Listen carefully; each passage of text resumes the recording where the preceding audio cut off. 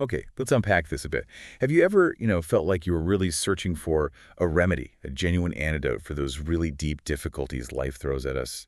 Maybe it's stress that just won't quit, or this kind of gnawing fear, maybe even physical sickness that just hangs around. Yeah, that feeling's familiar for a lot of people, I think. Right.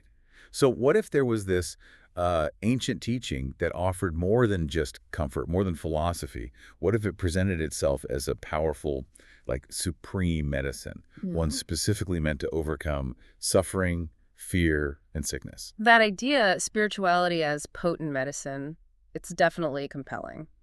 And, well, that's exactly what brings us to the source material we're diving into today. Okay. We've got an excerpt here from a pretty significant sermon given back in 1954 by a highly revered teacher, Luang Paknam. Luang Paknam. And this text, it offers a really distinct, very detailed take on a concept that's, central to Buddhism, the Triple Gem. The Triple Gem, the Buddha, the Dhamma, which are the teachings, and the Sangha, the spiritual community.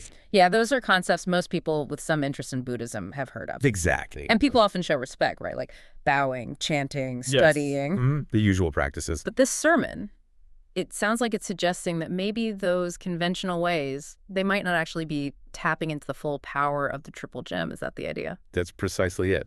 This source makes a really strong claim. The Triple Gem is an ultimate medicine, potent enough to overcome inner-outer problems, just like a physical remedy. Wow. But, and this is really the crucial part, getting that power isn't as simple as just, going through the motions outwardly. Okay, so there's a catch. Kind of. Oh. So the mission for us in this deep dive is to really unpack this specific sermon, understand its core message about the Triple Gem's power, and, importantly, explore the very surprising, very detailed method it presents for actually accessing that power. So not just what the power is, but how to get it, according to this text. Exactly. We're basically investigating what this text says is the real way to connect with the Triple Gem to achieve, profound well-being. And the sermon itself, I see here it opens with some foundational Pali verses. It mentions lines like Sakatva Buddharatana, Osatir Uttamavara. It does. And the English translation provided right there in the source is key. Having paid respect to the Buddha Gem, the supreme excellent medicine. Supreme excellent medicine. Right. So that opening, and we'll focus on the meaning, like you said, it sets up this core metaphor immediately. It basically says the Triple Gem Buddha, Dhamma, Sangha is this ultimate medicine, Osatanu Uttamavara, good for everyone, devas, humans. Devas and humans, okay. And the source emphasizes that each gem, if you connect with it properly, has a specific power, a kind of the pija, that's T-H-E-J-A, pronounced maybe like Teja. It's like an inherent authority. Teja, authority. Yeah, an authority that dispels specific obstacles. So it's not just poetic language then. The source treats medicine pretty literally in terms of actual effects. Precisely. It attributes real, tangible results to connecting with the Triple Gem through this inherent authority, the Teja. For the Buddha Gem, the text says very directly, by the authority of the Buddha Gem, all obstacles will disappear, all suffering will cease. So that tackles suffering. Suffering gone. Okay. And the Dhamma Gem, the teachings, what's its medicinal property, according to this sermon? The source highlights the Dhamma Gem's power to calm agitation. Restlessness uses a Pali term, pariupasamana, something like parilahupasamanum. Okay. And then it says, by the authority of the Dhamma Gem, all obstacles will disappear, all fears will cease. So Dhamma tackles inner turmoil and fear. Fear. Got it. And lastly, the Sangha Gem, the community, usually seen as, worthy of offerings, hunya pahunya. How is the Sangha medicine here? According to this sermon, the Sangha Gem holds power over physical ailments. It states, by the authority of the Sangha Gem, all obstacles will disappear, all sicknesses will cease. Sicknesses. Wow. So suffering, fear, and sickness, the big three, really are explicitly linked to the separate powers of the Buddha, Dhamma, and Sangha gems in this text. Exactly. It's a very structured approach to the benefits. That's quite a setup. The Triple Gem is the ultimate fix for life's major problems. Yeah. But you said there's a twist, that just showing respect outwardly isn't enough. Yes, and this is where the sermon gets, quite pointed, maybe even challenging for some. It strongly criticizes the idea that just bowing your head, putting your hands together, the outward gestures, it says that's not sufficient. Not enough. Not enough. The source asks, pointedly, Where is your mind actually focused when you do those things? Is it really truly connecting with the Buddha or the Dhamma or the Sangha? Ah, so the internal state is everything. Absolutely paramount. The sermon makes a pretty blunt statement, actually. It says that outward respect alone, even if you've done it for 10, 20, 30 years, if your mind isn't focused in the right way, it's basically useless. Useless. Wow. Yeah, the Thai term used is mai dai roam. It means, ineffective, pointless, achieves nothing, useless. That really cuts against how a lot of people might understand practice, doesn't it? It Right. implies form without the right mental state is, well, empty. Pretty much. So why does the source put such intense focus on the mind's position, its focus? Well, it argues that the true power, that the Hoja we mentioned, of the triple gem can only be accessed through a direct internal connection with the mind. Oh. Outward actions might be okay as expressions after you've made the connection, but they aren't the way to connect, not according to this source. Right. And this leads straight into the core of the sermon. How do you achieve this correct mental focus, this true respect? How do you access the power? Sounds like we're getting to a specific method now. We are. The source presents a very specific, very detailed meditation technique. It calls it the real thing, Jing in Thai, the authentic way to get this deep internal connection and unlock the triple gem's power as medicine. Okay, let's dive into this method then. How does it start? Where do you begin? The absolute starting point, the foundation described, is focusing your mind at a very specific spot inside the body. Okay, where? The source is quite precise anatomically.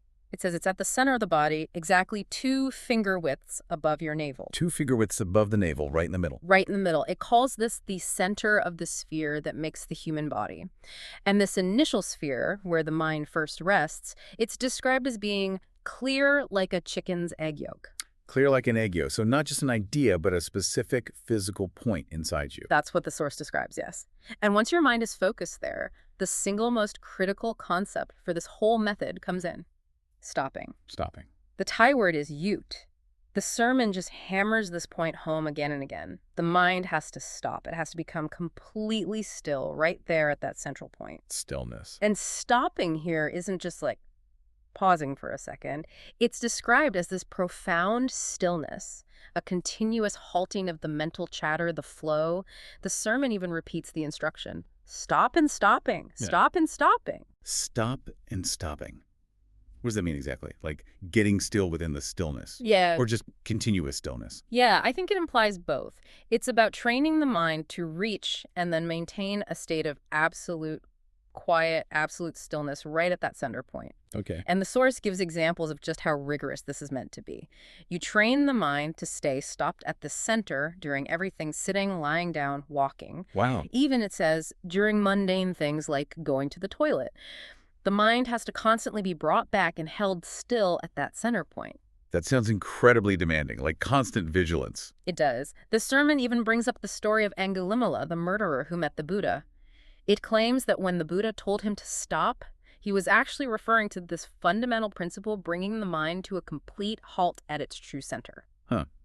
That's a specific interpretation. Okay, so you establish the mind, stopped, at this central point, this egg yolk sphere. What happens next as you deepen this stopping? This is where the source describes this, progressive journey inwards. As the mind gets more and more still, more refined through this practice of stopping, you start to discover or perceive these successive inner forms. Subtle bodies. Subtle body. Yeah, each one appearing within the center of the one before it. It's less like peeling an onion, maybe more like deeper realities becoming visible as your inner vision gets clearer through the stillness. Okay, so this goes beyond just focusing on breath or something. We're talking about seeing inner forms. Yes, this source describes a very specific internal landscape. You start with that initial sphere for the human body, containing the mind of the human body. By stopping the mind within the center of that sphere, the source says you discover the sphere and body for the human subtle body. Gai Manut Layat is the Thai. This is described as appearing right in the center of that first sphere, and it's twice the size. Twice the size. Okay, so you go deeper, a subtle body appears, bigger than the last one, and there's a sequence. A very specific sequence. The source lays out 8 of these stages or bodies. Each one appears inside the center of the previous one as the mind achieves deeper stopping. 8 stages. Can you list them quickly? Sure, it goes. 1, the sphere for the human body. 2, the human subtle body. That's 2x the size of the initial egg yolk sphere. 3, then the heavenly body, 3 exercise. 4, the heavenly subtle body, 4 exercise. 5, the Brahma body, 5 exercise. 6, the Brahma subtle body, 6 exercise. Wow. 7, the formless Brahma body, 7 exercise. 8, and the formless Brahma subtle body, 8 exercise. Wow. Yeah, the source details this whole progression, and it stresses that reaching each new stage depends entirely on the mind getting still enough at the center of the previous stage. That's a remarkably detailed inner map, and they keep getting bigger, up to 8 times the size of that first point. That's the description. And, it includes these fascinating little details along the way, things that almost sound relatable. Like what? Well, it talks about reaching one of the later stages, the sphere of something called vimuttinya dasana, insight from liberation, basically. And having this moment of surprise, the teacher recounting it says something like, I didn't know where the dream body went, but it's here. Wait, the dream body. The body we experience in dreams. That's described as a specific body you find in this deep meditation. That's the claim, that this thing that feels so ephemeral is actually a discoverable form within one of these deep inner stages, accessed through this meditation method. That's a striking claim. Okay, so you progress through these 8 bodies. Where does this initial path lead? What's the goal? According to this source, the goal of getting through those first 8 bodies is reaching the Dhammakaya, Gai Thumb in Thai. This is presented as a really pivotal attainment in this system. The Dhammakaya. Okay, what does that look like, according to the source? It's described as looking like a clear image of the Buddha, complete with the lotus bud thing on top of the head, the Ushnisha. Right, the top knot. Yeah, and it's said to be clear like a mirror. The source even gives its initial size, the size of the Dhammakaya's lap measured across the diameter. A luminous, Buddha-like form inside you. And reaching this specific form through this process of stopping and progressing inwards, that's what the sermon calls respecting the Buddha gem correctly. That's exactly it. This internal attainment is presented as the true way to connect with the Buddha gem's power, making outward acts secondary or maybe even irrelevant until you achieve this. Okay. And the sermon suggests the journey doesn't necessarily end there. There's more, even after reaching the Dhammakaya. Yeah, the source briefly mentions further stages. Within that first Dhammakaya, as the stopping gets even deeper, you discover a smaller, even more refined Dhammakaya. This one's described as being 5 wa in diameter. 5 wa? What's a wa? Oh, right. A wa is a traditional Thai measure, roughly 2 meters, maybe 6.5 feet, so quite large. Okay, a 5 wa refined Dhammakaya inside the first one. And then the source describes progressing through even more refined Dhammakaya forms, and these correspond to the traditional Buddhist stages of enlightenment. Sotapanna, stream enterer; Sakadagami, once returner; Anagami, non-returner; and finally, Arahant, the fully liberated one. so each of those major spiritual milestones is linked to attaining a larger, more refined inner Dhammakaya body in this system. That's the claim. The source gives specific sizes for these higher Dhammakaya forms too: 5 wa, then 10 wa, 15 wa, 20 wa, and clear up to 30 wa for the Arahant level Dhammakaya. 30 wa. That's huge. It is. And the source notes that the historical Buddha, Gautama Buddha, called Samanakodam here, taught up to this 30 wa Arahant level. So it's presenting this incredibly detailed map of inner spiritual evolution, all tied to specific perceivable forms and sizes that you reach through this method of stopping the mind at the center. It really does paint a very concrete picture of spiritual progress, moving inwards, upwards through these distinct stages. Okay, let's circle back to the beginning, the triple gem as medicine. What are the actual tangible results? What benefits does the source say you get when you reach these inner states, especially the Dhammakaya? How does the medicine actually work? The source is really clear and actually quite enthusiastic about the results. It states emphatically that this attainment acts like a supreme medicine instantly. Instantly. It says it calms any inner feverishness, any agitation. It brings profound comfort, a sense of coolness, and makes sickness disappear. So it's not just a metaphor anymore. It's claiming this practice directly impacts physical and emotional well-being. Yes, that's absolutely the claim according to this source. It specifically says it calms the big 3 destructive forces: greed, raga, anger, dosa, and delusion, moha, the root causes of suffering in Buddhism. Right, the 3 poisons. Exactly, and it brings about these incredible inner states, described really vividly in the sermon. What's the feeling? It conveys this sense of deep comfort, inner coolness, profound satisfaction, rapture, feeling uplifted, a complete fullness of heart, like cheerful freshness, maybe excitement and radiance, just totally positive states. That's yeah, an almost overwhelming description of inner peace and joy.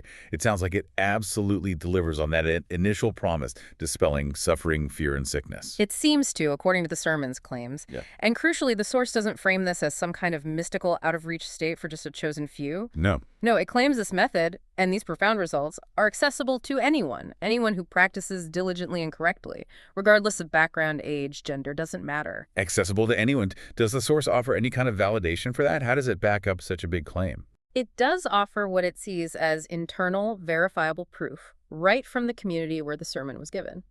The teacher, Luang states, in Wat Paknam now there are over 150 people who have attained the Dhammakaya. Over 150 people. Oh, and here's the key part. They all know the taste. They can all speak the same. Ah, so they can confirm it with each other. Exactly. It's presented as empirical evidence in a way. You have this large group of practitioners who supposedly reached the same internal state independently, experienced consistent results, and could then talk to each other and confirm, yes, this is it. This is the experience. That's a remarkable assertion. A large group verifying the same deep internal state. It definitely frames the method as something systematic, achievable, testable by practitioners themselves. It really reinforces the source's perspective that this isn't just abstract theory, it's a practical path leading to a specific, verifiable internal reality with all the benefits that come with it. And the source even goes a step further.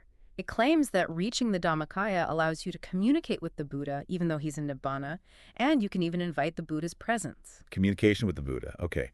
So let's try to sum up this deep dive into Luang Pu Wat Paknam's 1954 sermon. The core message seems to be, the triple gem is like a supreme medicine for suffering, fear, sickness. Check. But just bowing or outward respect, not enough. Useless, even, according to the source, if the mind isn't right. Right. The internal connection is key. And the way to get that connection is this very specific meditation. Focus the mind 2 finger widths above the navel. Achieve continuous, stopping, profound stillness, and through that stillness, journey inwards, discovering these subtle bodies one after another. Yes, progressing through the 8 initial bodies. Culminating in attaining the Dhammakaya, this clear, Buddha-like form inside, and reaching that, and maybe progressing even further through more refined Dhammakaya stages linked to enlightenment levels. That is what brings the real benefits. The medicine kicks in. Tangible relief, deep peace, radiance, well-being. Exactly. And presented as verifiable, achievable by many practitioners who could confirm the experience among themselves. It really offers a very distinct, incredibly detailed map for inner development.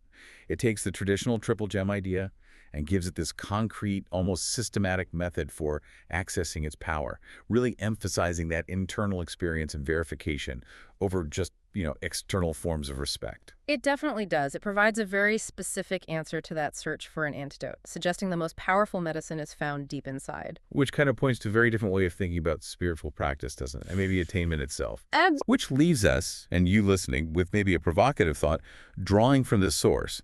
If, and it's a big if based on this one text, but if the real medicinal power of the triple gem isn't accessed through the usual outward signs of reverence, but needs this incredibly precise, demanding inner journey, this stopping, finding layers of consciousness, what does that imply about where real spiritual power actually resides? And if such a detailed inner map is claimed to exist, how might you even begin to look for those kinds of internal landscapes, those potentials within yourself? it certainly challenges us to look inward, perhaps. Yeah, perhaps in ways we hadn't really considered before.